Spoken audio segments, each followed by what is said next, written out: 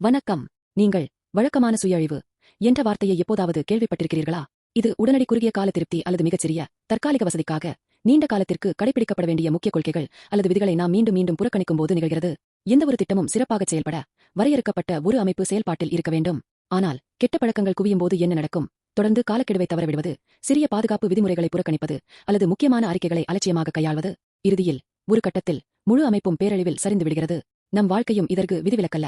2 இராஜாக்கள் 18:9-12 உள்ள செய்தி இந்த அமைப்புச் சரிவு பற்றிய ஒரு சக்தி வாய்ந்த எச்சரிக்கையாகும். இது இராஜாவாகிய எசேக்கியாவின் 6ஆம் ஆண்டில் வட இராஜ்யமான இஸ்ரவேல் அசீரியாவால் முற்றிலும் அழிக்கப்பட்டு அதன் மக்கள் சிறைப்பிடிக்கப்பட்ட நிகழ்வை பதிவு செய்கிறது. இஸ்ரவேல் மக்கள் அரசியல் அல்லது இராணுவ தோல்வியால் அழியவில்லை. அவர்களின் அழிவுக்கு காரணத்தை வேதாகமம் தெளிவாக கூறுகிறது. அது என்னவென்றால், அவர்கள் கர்த்தருடைய வார்த்தைக்கு கீழ்ப்படியாமலும் மோசேயின் உடன்படிக்கையை கைக்கொள்ளாமலும் போனார்கள்.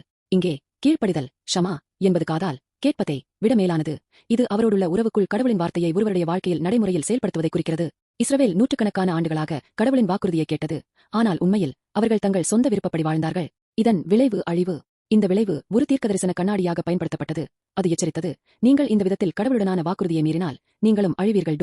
இறுதியில் வட இஸ்ரவேல் அழிக்கப்பட்டது போல மனிதகுலம் அனைவரும் கடவுளுடனான வாக்குறுதியை காப்பாற்ற முடியாத கீழ்ப்படியாமை போக்கிற்குள் சிக்கியுள்ளனர். எனக்கு விருப்பமானபடி நான் வாழ்வேன் என்ற சுயஅழிவுகரமான பழக்கத்தை நம்மால் நிறுத்த முடியாது. இந்த கீழ்ப்படியாமையின் விளைவு இறுதியில் கடவுளுடனான நித்திய உறவை துண்டிக்கும் அழிவாகும். ஆனால் ஆச்சரியமான செய்தி ஒன்று உள்ளது.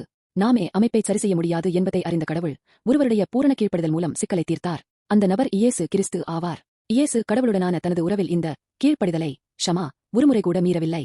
அவர் நமது எல்லா பாவங்களின் மற்றும் கீழ்ப்படியாமையின் தண்டனையையும் ஏற்றுக்கொண்டு சிலுவையில் மரித்தார். மேலும் தனது உயிர்த்தெழுதல் மூலம் கீழ்ப்படியாமையின் காரணமாக சரிந்த நமது அமைப்பை அவர் முழுவதுமாக மீட்டெடுத்தார். இப்போது நாம் நம்முடைய கெட்ட பழக்கங்களாலோ அல்லது குறைபாடுள்ள முயற்சிகளாலோ இரட்சிக்கப்படவில்லை. இயேசு கிறிஸ்துவின் பூரண கீழ்ப்படிதலை நம்பி ஏற்றுக்கொள்வதன் மூலம் நாம் இரட்சிக்கப்படுகிறோம். நீங்கள் கட்டியெழுப்பிய கீழ்ப்படியாமை போக்கை கைவிட்டு இயேசு கிறிஸ்துவின் கிருபையை ஏற்றுக்கொள்ளும் கணம் கடவுளுடனான உங்கள் உறவு உடனடியாக மீட்டெடுக்கப்படும். மேலும் உங்கள் வாழ்க்கை அழிவில் அல்ல, நித்திய ஜீவனின் அமைப்பில் மீண்டும் தொடங்கும். உங்கள் வாழ்க்கையின் அமைப்பை மீண்டும் துவக்கவும். ரீபூட்.